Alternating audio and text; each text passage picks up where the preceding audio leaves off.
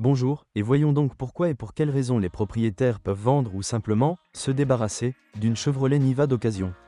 Le propriétaire de Schnivi dit: je change l'huile et les filtres tous les 7 à 8000 km. Il est préférable d'utiliser une huile plus simple pour le remplacement, mais de la changer plus souvent. Le moteur n'est pas si exigeant en huile. Je verse également de l'huile ordinaire dans les ponts, mais une fois tous les 2 mois, car lorsque l'on traverse des flaques d'eau profondes, de l'eau y pénètre et une émulsion se forme dans l'huile. Pour éliminer ce problème, les reniflards sont évoqués. Pour la boîte de vitesse, environ 1,3 litres.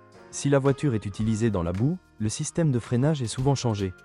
La saleté, étant un abrasif puissant, use rapidement les plaquettes et les disques de frein.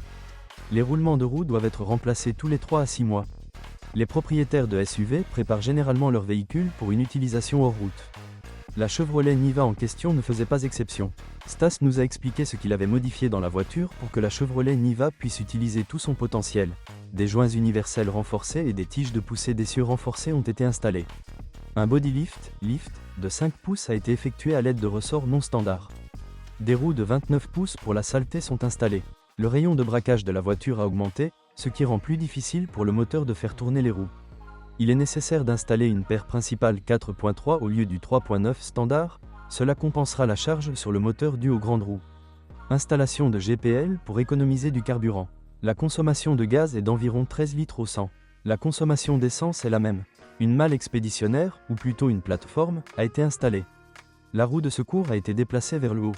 Lorsque la roue de secours est installée normalement, les charnières de la porte s'affaissent rapidement.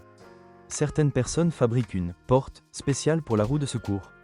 Comme toute autre voiture, la Schniva a des faiblesses. Nous en parlerons plus loin. Au cours de l'année, Stas a parcouru environ 35 000 km.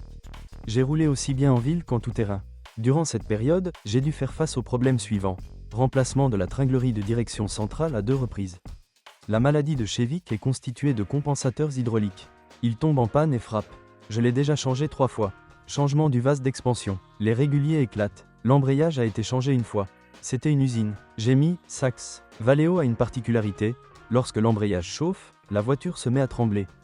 La voiture a actuellement des problèmes avec les serrures des portes. Parfois ils s'ouvrent, parfois non. Ils peuvent être remplacés par ensemble. Comme nous pouvons le constater, la voiture présente un certain nombre de défauts de conception, mais le coût de leur élimination est faible. Souvent, étant donné la facilité de réparation, les propriétaires résolvent même les problèmes, ce qui réduit considérablement le coût de possession d'une voiture. La voiture s'est avérée un succès en termes de simplicité de conception, de pièces de rechange bon marché et de leur disponibilité chez les concessionnaires automobiles. Un propriétaire de voiture, lors de l'achat d'une telle voiture, doit évaluer correctement ses attentes en matière de propriété. Bien que le modèle s'appelle Chevrolet Niva, il n'a rien de commun avec le confort supposé d'une vraie voiture étrangère. L'intérieur est simple, grince par endroits, et la suspension n'a pas une bonne tenue de route lors des manœuvres sur autoroute ou en ville. Mais le brutal Schniva n'a pas besoin de tout cela. Nous avons déjà parlé d'un véritable SUV importé dans un autre article, le Toyota Land Cruiser Prado 90. L'usine Chevrolet Niva elle-même se positionne comme un SUV avec toutes les conséquences qui en découlent. N'oubliez pas que nous avons devant nous un vrai voyou, qui peut facilement donner une longueur d'avance au SUV à traction intégrale importé en quittant l'asphalte et en tout terrain.